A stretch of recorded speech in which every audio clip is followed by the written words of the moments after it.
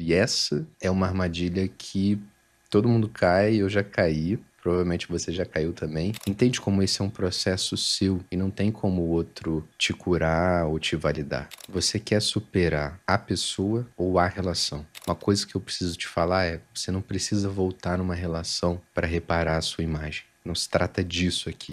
Bora para a segunda fase de como superar um love bombing, como superar um término.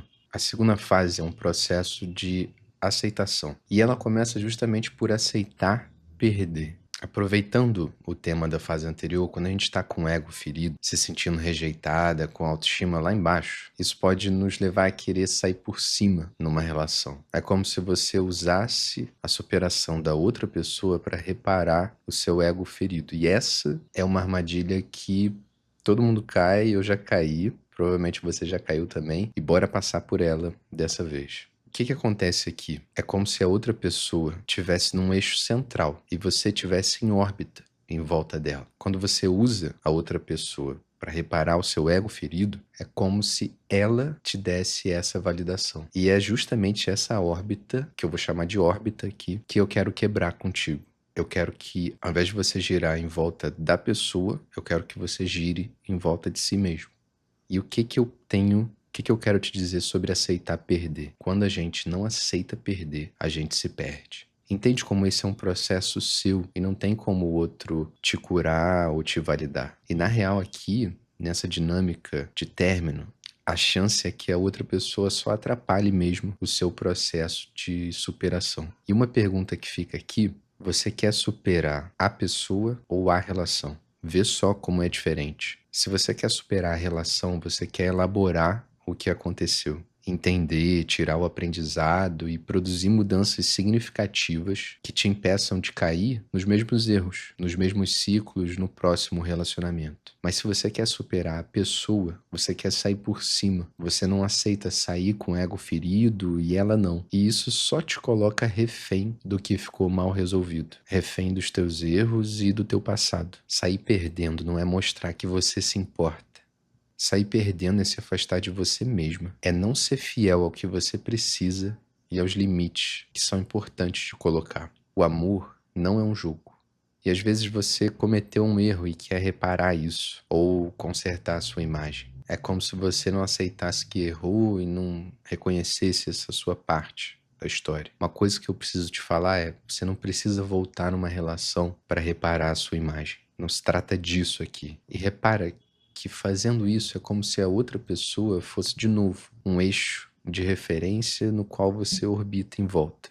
De novo ela está no centro da tua órbita. E a verdade mais pura aqui é que a gente não tem controle nenhum da narrativa que a outra pessoa vai contar. No final das contas, não importa o que o outro pensa sobre você, até porque isso não está no seu controle. Não fique numa relação pela culpa de não ter sido perfeita.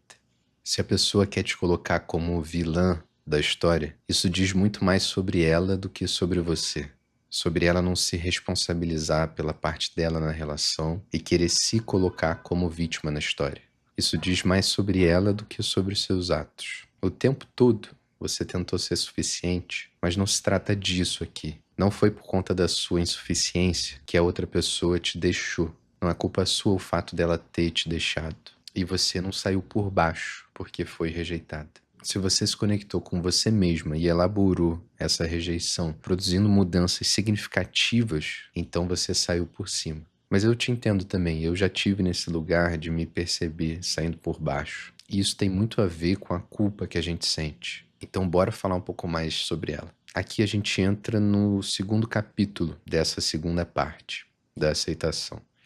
Eu quero diferenciar contigo a culpa da responsabilidade. A gente termina um relacionamento e fica se perguntando: será que existe algo que eu poderia ter feito ou deixado de fazer? Talvez você se culpa por ter errado ou cobrado antes da hora. E isso levou a um afastamento da pessoa. Eu lembro de uma seguidora minha que me falou de estar conversando todos os dias com uma pessoa. Num determinado momento, ele ficou sem responder por 2 horas. Ela cobrou ele por conta dessa demora para responder e logo depois disso ele se afastou.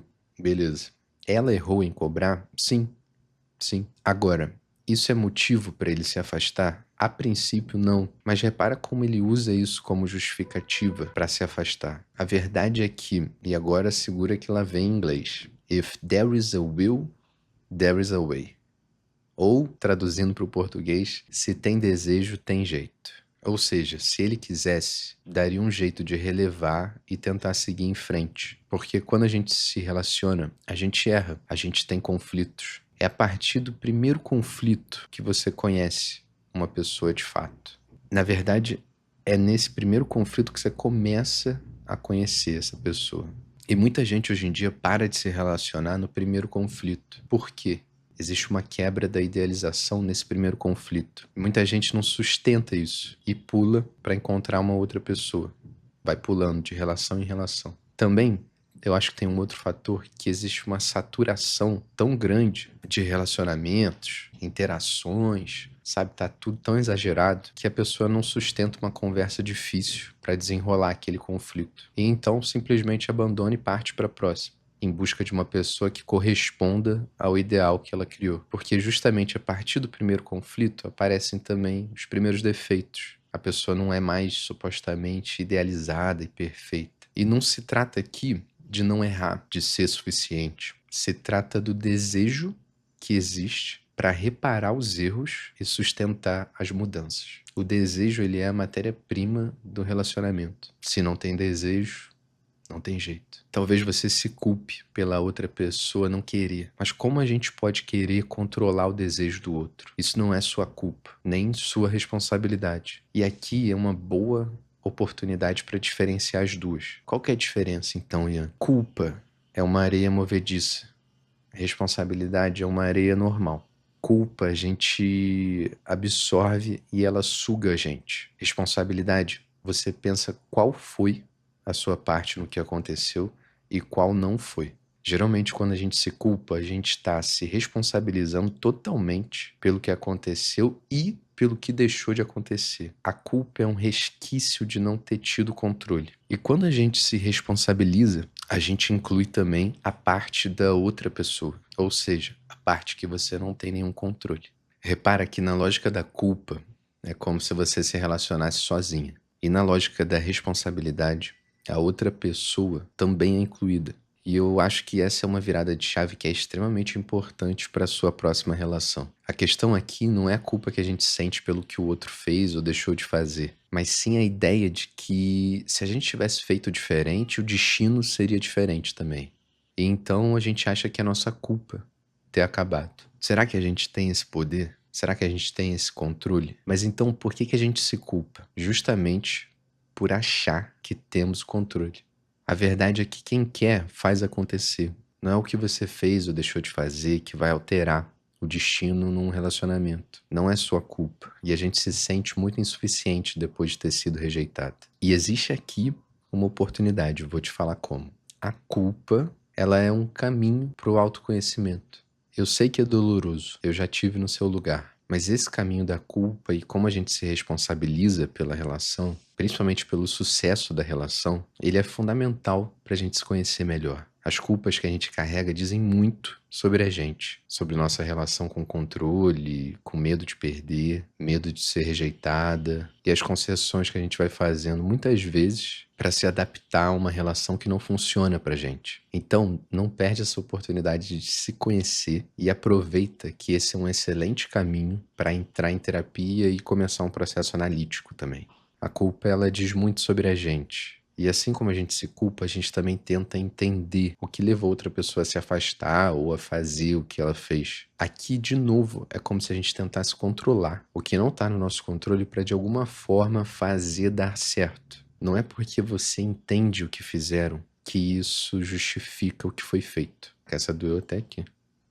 Mas se você está na lógica da culpa e não da responsabilidade, ao entender o outro, você justifica o que ele fez e isenta ele da própria responsabilidade. De novo, na culpa é como se você carregasse a relação sozinha e se sentisse responsável por fazer dar certo. Porque se a responsabilidade é toda sua, então também é seu papel fazer funcionar. Olha como essa lógica acaba sendo tóxica para você mesma e isentando a outra parte de qualquer responsabilidade na relação. não é o fato de você entender o comportamento de uma pessoa que vai justificar e tirar a responsabilidade dela por esse comportamento, principalmente quando é um comportamento abusivo.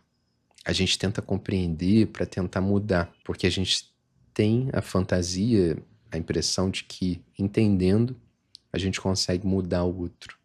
Mas ninguém muda ninguém. E não é porque a gente entende que aquilo ali deixa de ter a responsabilidade que tem. E deixa de nos afetar também, porque afeta. Eu já estive nesse lugar e eu sei como afeta. Aos poucos é como se a gente fosse sumindo da relação. Então, aqui eu te proponho uma nova forma de se relacionar, de lidar com as suas culpas e com o que passou. É como se você deixasse de orbitar essa outra pessoa. Ela passa a não ser mais seu eixo de referência e validação. E aí, nesse momento, você começa a olhar mais internamente para você.